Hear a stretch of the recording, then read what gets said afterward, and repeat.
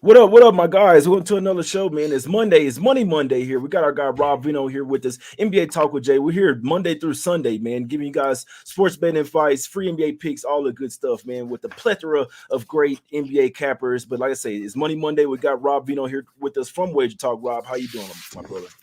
Hey, I am good today, Jay. Start of another week. NBA home stretch, college basketball conference tournaments, a whole lot of stuff going on. So, yeah, good to start the week with you because, like we were saying off air, we missed each other last week due to the break. But lots of changes since we last talked, so we'll get through the card today. Yeah, let's get straight to it. Today, man, there's a lot of stuff going over the weekend. I might start adding a segment like what did we learn like yesterday. But as for now, it's 4 games today. I'd like to kind of keep it all business. It's about today. It's not about yesterday. It's all about the present here and the future here, man. So first game up, we're going to the streets of Philadelphia here, Rob. We have the 76ers land 6 points at the house versus the Heat that have been playing like absolute trash in this one. I know we saw Jimmy Butler say he's tired of losing in that one, but you got to go out there and do something in this one, man. So I know the only way I'm looking at this game is betting the Sixers full game, and I do think that Jimmy Butler 21 and a half points gets there. As the Heat have any chance of winning this game, it has to be Butler going for 30 points in this one, Rob. How you looking at this game? Maybe looking at a total in this one, Rob? Well, I'll say this about Jimmy. I mean, he had a big game Saturday night, 20 trips to the free throw line, which is classic Jimmy Butler, right? When he's getting to the free throw line, he's involved in the game and still couldn't beat the Charlotte Hornets.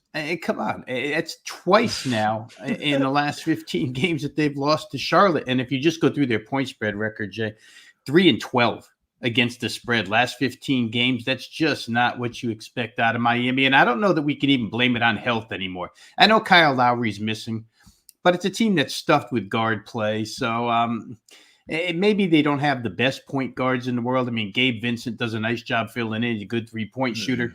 Now they're integrating some new parts. Kevin Love did give them something on Saturday. He gave them nothing the first game, 13, I think, boards the second game. Cody Zeller. These are the centers we're working in here to take time away from Bam Adebayo.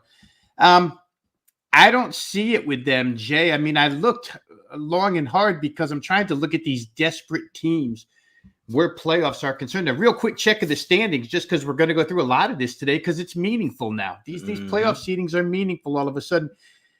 Miami's not going to find their way into the playoffs. They're worried about keeping home floor for play in at this point in time because the Knicks are 2.5 games ahead of them. And they're now with Atlanta playing fairly well. Miami's 1 game ahead of Atlanta. It's only 2.5 games ahead of Toronto, who's playing a little bit better. They did get smoked last night, but they've been playing better. You know, I don't know what it is. These two teams haven't met yet this season, so we've got no history to go on. But they do play back-to-backs. They're going to play here tonight. They're going to play again in Miami on Wednesday. I'm not sold on Miami whatsoever. And one more time, if we just go to track records for the season, Jay, Miami's a lousy underdog. They're a lousy road team, really. Forget underdog. They're a lousy road team, and Philly's a great home team. So just off of that, you have to lean towards Philadelphia. What I found in this game, you talked about total right off the top, is that these two teams are really, really good first quarter over teams for the season. They both sit 33-24, 35-25, excellent first quarter total records. And in the last 10 games, both of these teams are 8-2 to the over, 80% in the first quarter. Miami generally because they're underpriced. Philly because they come out strong. I saw this number at 55.5, Jay. That's going to be where I'll roll with this game. First quarter over 55.5. Hopefully I just get in and get out of here because I don't know what to make of the Heat right now. Nah, that's a fact right there, man. I'm right there with you on that. Yeah, I'm not betting the Heat, man. They got the fifth worst offense in the league over the past 5 games. Now, they are about to have a huge homestand. They're going to have 6-game homestand right after this, and the Sixers actually go out on the road for 5 games here. So, in theory, my system would say to fade the team that's about to go on a 5-game win streak or on a 5-game road game. This is a kiss the wives and girlfriends goodbye. Not both at the same time, but either or, guys, if you understand. See what I'm saying? They're just Miss Girlfriend or wife. Hopefully they don't have both. But regardless of that, I'm not betting the Heat. What am I doing here, man? I want my best bet for this game would be Jimmy Butler over 21.5 points. I don't need to sit here and talk to you why I don't like the Heat. You guys know maybe when they get back to the house, they're playing better. Like I say, guys, when they're starting Kevin Love, I mean, what are we doing here? Stop it, man. I can even understand getting Kevin Love, bring some off the bench. Kevin Love should not be starting. If he wasn't starting with the Cavs, what makes you think you want to go starting with the Heat, man? Spoelstra knows better than that. I'm starting to wonder about Spoelstra in all honesty there, man. So I'm wondering about the lineups. They don't have a point guard. They really only have one center. He's like 6'9", Bam Adebayo. So you can't run Love it. They shouldn't have lost to the Hornets there, guys. It tells you everything you know about the Heat. Jimmy Butler over 21.5 points would be my best bet for this game, guys. Let's head over here to the next game. Let's go over to the streets of Charlotte here, man. Got the Hornets here. Land 7 points at the house versus the Pistons here, Rob. I don't think the Hornets, they've won 4 straight games. I don't think they necessarily know that maybe they shouldn't possibly win. But, I mean, obviously, because the whole thing is winning now with the Hornets doesn't really make a whole difference. You're not going to make the play-in tournament. You're only hurting yourselves for the draft position here. So, but we saw the Pistons. They're resting a few guys. They're definitely taking this game even harder. My best bet in this game would be looking – I can't even find Alec Burks props, but I'd be looking at some Alec Burks over his points props in this one, Rob. How you looking at this game, my brother? Can we talk about the big men for just a second here, Jay, in this game? Because all of a sudden this year, we're seeing a crop of young centers start with Walker Kessler out in Utah. Move yourself to what Mark Williams is doing for Charlotte in the middle now. Those who follow college basketball watch him block shot after shot after shot for Duke last year. And now he's standing at the rim, collecting boards and blocking shots. And guess what? Charlotte's going 3-0 to the under. Last 3 games. It's crazy, Jay, because they're the fastest paced team still, but they're playing unders, which automatically, if we're just going to logic school here, like our good buddy Ski Prophet would say, that tells you that they're overpriced where the totals market is concerned. So today the game opens up 238.5. It's already been bet down to 234.5. And I'd be remiss if I didn't talk about the Detroit side, because Jalen Duren and James Wiseman now as a big man duo. And we got 3 really good young guys here, and they're not flat-footed centers, right? They can still get up and down the floor. Detroit, and I'm trying to kind of separate records out, Jay, between what happened before the break and what's happening after the break, right? Detroit's come out and played 2 unders themselves. So these 2 teams combined 0-5 to the under in their last 5 games. I know pace is going to be there. That's scary. I know Charlotte's way more healthy now with Kelly Oubre and everybody back now, but they've still played unders with these guys, and I just feel like they're taking different paths than what they had in the first half. I think maybe a little bit of defense is settling in here, and they're still not the straightest shooting teams in the world. So you can count on them maybe for a quarter to be, one of those 24, 21 type quarters, which would keep you under here. It would be my lean. I think that the bettors have figured it out, though, and they probably chewed a little bit too much off of the opener for me to get involved here.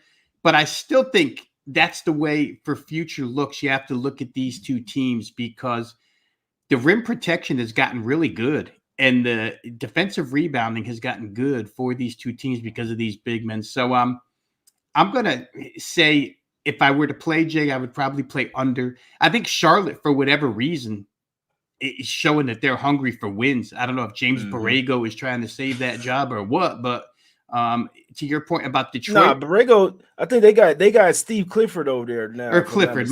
Yeah. Clifford trying to save his job. One of them always trying to save their job. But 15 wins for the Pistons, right? And the 2 teams right behind them, 14 and 13. So it is an arms race to have the worst record. Charlotte doesn't appear too interested. I think they know they're in the lottery. We'll take whatever chance we can get. So, if you're going to look, maybe Charlotte and under, but I didn't play.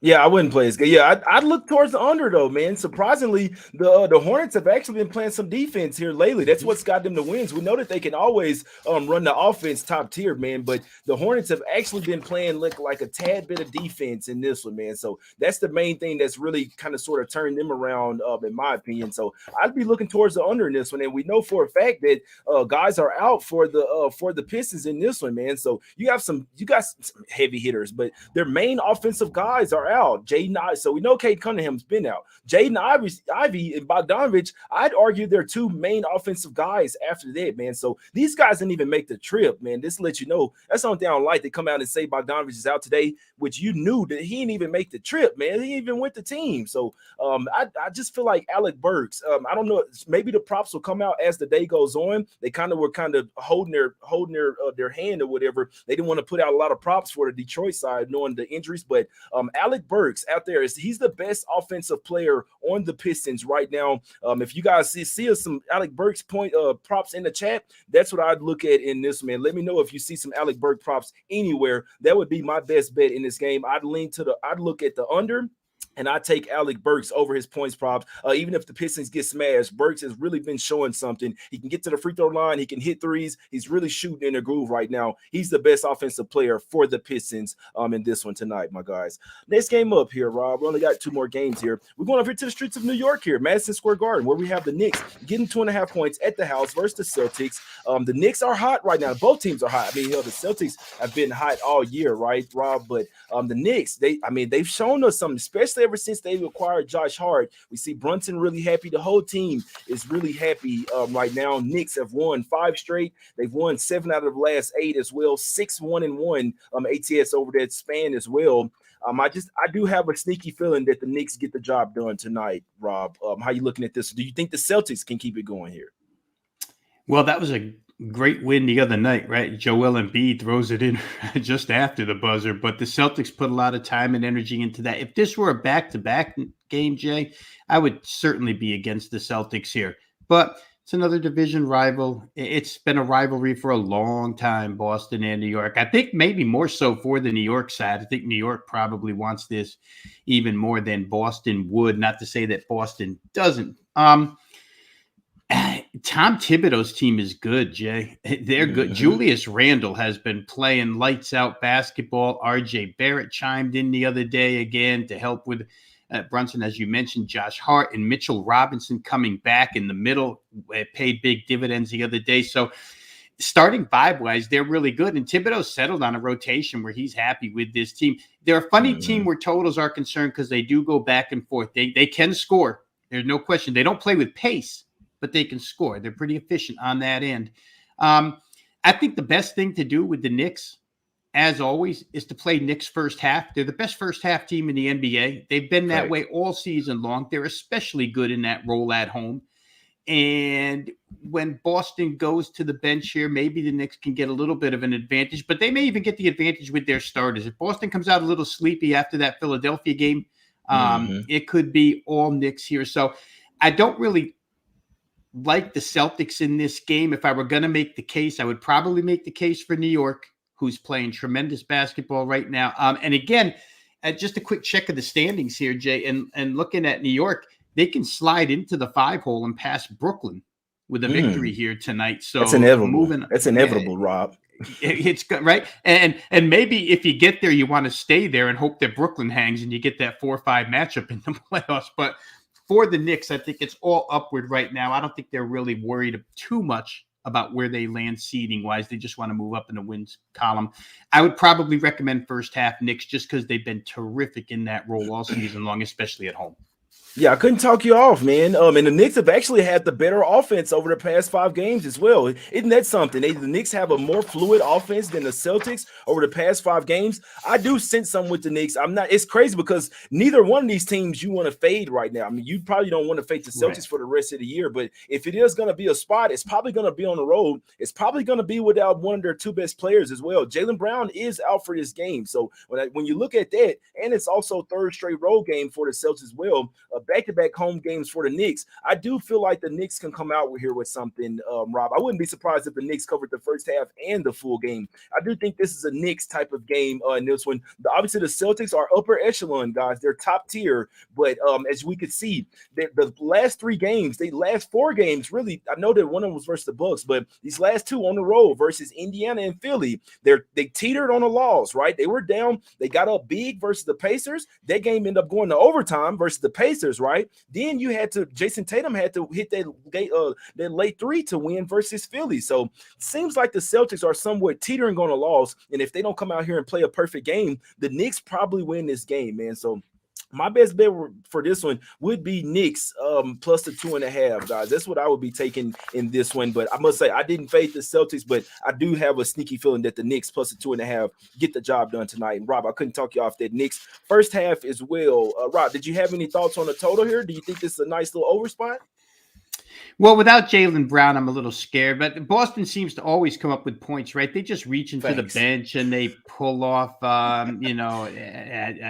Peyton Pritchard or Hauser or somebody that drains threes. So you don't really want to play under where the Celtics are concerned. And like I say, the Knicks, or you said it best. I mean, offensive efficiency wise, even though there's no tempo, they score points. And Boston may force a little tempo, Jay, because we know they play quick.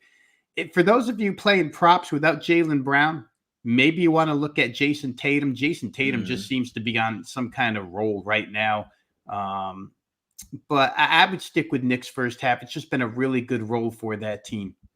Yeah, that's a good point. That's a good point right there, man. Yeah, and the Knicks can't really afford to get down in this one as well, Rob. So if they have any chance of winning the game, they definitely want to come out with something in the first half. That's a great point. Couldn't talk you off Knicks first half. I couldn't talk you off Knicks full game as well, man. Last game up here. Let's go over here to the streets of New Orleans here, Rob. We have the Pelicans laying 4 points at the house versus the Orlando Magic in this one. Really tough game in my opinion, man. The Pelicans, they've been dropping games all over. They're coming off a 1-3 road trip. Right where I know it's the break was in between, but still they've lost 2 road games since the break, so they're 0-2 after post All-Star break, coming home first game after 4 straight road games. Then they head back out on the road for 3 straight road games. Really tough game for me to dissect, in my opinion, Rob. I must say, do you have any strong look on this one?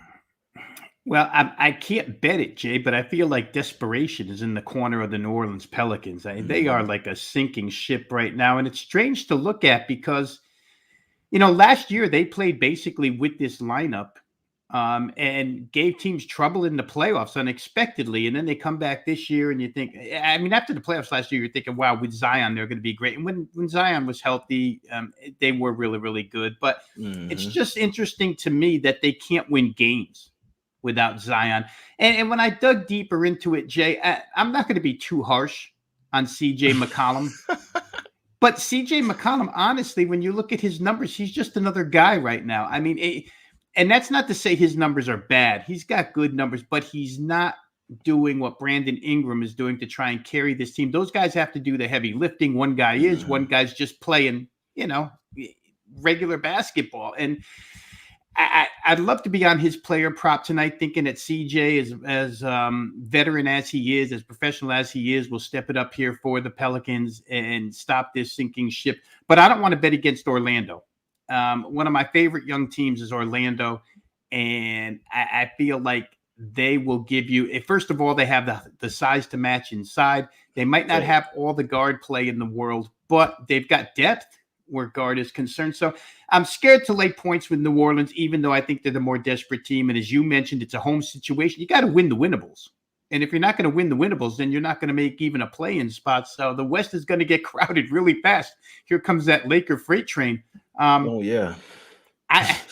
Like I said, I tossed and turned with this. I would really, really like to be proactive and play some form of CJ McCollum prop bet, thinking that he's going to break out and help Brandon Ingram here. But until I see it, I can't do it, Jay. Best advice might be Orlando plus points at this point in time, but I didn't play. Yeah, this is a super tough game for him, man. In theory, both of these teams need to win. The Magic are only 3.5 games out of the play-in tournament as well. But you see Chicago, I don't think they're going to get there. That's the whole thing with the Magic. They are out there, but I don't think they're going to get there because they're fighting with Chicago and Washington. I do think one of those teams will get in the play-in over the Magic. So Magic, their time is going to become next year, in my opinion. If I'm betting this game, I am taking Pelicans -4. I'm worried about their offense. I do feel like they have the better overall complete team when it comes comes to offensively and defensively as well. But you said it, both teams have plenty of depth when it comes down to like the size advantage. So that just kind of leads me to believe that this is an under type of game. I'm only looking towards the under here. I know sometimes the Magic can try to pick up the pace, but they play really good in stifling half-court defense, and we know the Pelicans can go through offensive droughts as well. I mean, you put a few big guys on Brandon Ingram and make the rest of the team beat you, and this game definitely goes under. So I could only look towards the 227, under 227 in this game. I lean Pelicans as well, minus the 4. I would like them to lose this game. I mean, I need the Lakers to get in the playoffs. So any team above them loses. That's great, man. But this is a winnable game. They're only laying the 4 here at the house. We do think that the Magic at some point might start to look towards next year. I'd look at the Pelicans minus a 4, but I think even better bet in this game is probably the under 227. I see 2 top-tier defensive teams, and this one, 2 teams that can go to offensive droughts. I'd be looking at under 227 in this one, Rob. That's the only way I'd look, man. But hey, it's 4 games. We done broke them down the best of our ability. Let's go over here and get to some free picks here, Rob. Obviously, it's a $9 Monday over at Wager Talk. You don't need a promo code for that. Also, send in your email as well. You get access to all the free content that Wager Talk does. Rob, anything to promote over here at Wager Talk? I know you got plenty of college basketball going, and any best bet for us tonight on the card, my brother? Yeah, real quick, you said it best, Jay. $9 Mondays. Every time I'm on with you, it's $9 Monday over at wagertalk.com. So if you haven't tried out any of the handicappers over there, myself included, there's no better time really than a $9 Monday. For myself, NBA is up and available right now. I wouldn't go grab this NBA play that's up currently because I'm going to give it to you as the free selection here on Jay's show. But college basketball conference tournaments are starting. You'll find plenty of college basketball for those of you that are tuning in and do bet both. You can find my selection packages over there at wagertalk.com. If you're not currently a member, just go over, drop your email address in, and you'll get all the free video content or all the video content provided for free over at wagertalk.com. I'll be part of the NBA tip-off show this afternoon at 4:15, so you'll hear more handicapping advice on these 4 games as the day progresses. As we know, Jay, in the NBA, things change by, every 5 minutes, let's say. Something changes in the NBA. So more updated info at 4:15 on NBA tip-off. Once again, that's wagertalk.com. For purposes of the show, I'm going to go back to the first game we talked about, and I just think the best edge here is to play this Philadelphia-Miami first quarter over 55.5 points. I like that. Miami always gets shortchanged where totals are concerned because they're Miami. They're slow.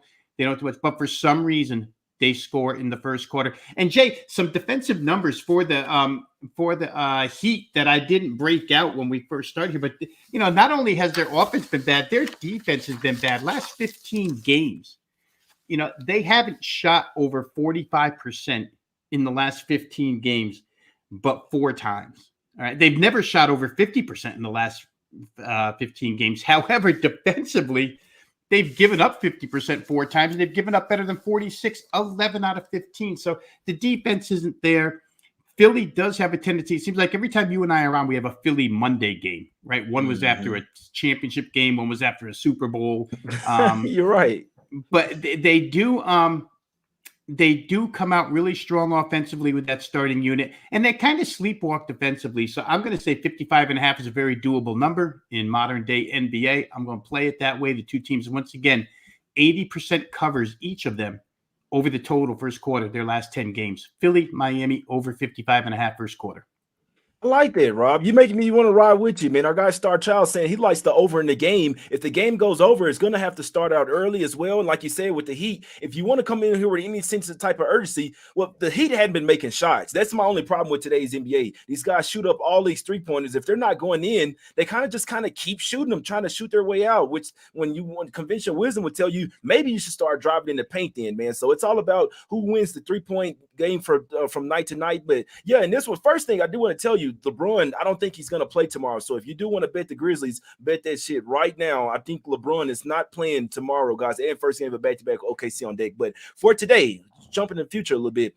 For today, I like that first quarter over from you, Rob. I also think Jimmy Butler, him talking about being tired of losing, you got to come out there and show up. His point prop was at 21.5 this morning. It was at minus 110 at first. It's juiced to minus 140 now. So some money coming in on Jimmy Butler points prop. I like that. That would be my best bet in that Sixers game. Jimmy Butler over 21.5 points. Also like that first quarter over 55 with my guy, Rob.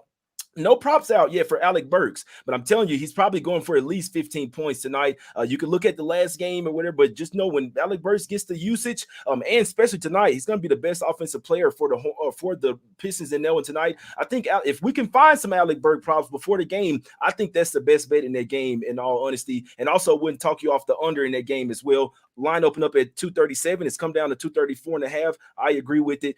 Knicks, man, my best bet in that game would be Knicks plus a 2.5 full game, guys. I do think they win this game outright, and I think they started early as well. They already beat the Celtics in Boston, and that was even before they got Josh Hart. So, and it was with Jaylen Brown as well. I like the Knicks today, man. Plus a 2.5. Couldn't talk you off first half as well. And then Magic and Pelicans, man, I lean under the slightest of lean. That's probably the game that I have the least feel about, man. So that's the show today, man. 4 games and went through them. This is our guy Rob Veno Sports from you can follow him on Twitter. You can go holler him at Wager Talk as well, man. Great college basketball, NBA capper, NFL. I'm sure that he's doing some XFL as well, man. I already know Rob is, man. So it's Us Against the Bookies. We're always trying to get some cash, man. I hope everybody has a great day. I will be doing a night show tonight. I'm about to get working on these games for tomorrow right now, but I can't tell you one look that I'm looking at tomorrow is Grizzlies -4. I do not think LeBron is playing tomorrow, guys. So we appreciate y'all for tuning in. Hit the like button if you really do like the show. Join the channel as a member. All that good stuff, man. We out. Let's get some cash.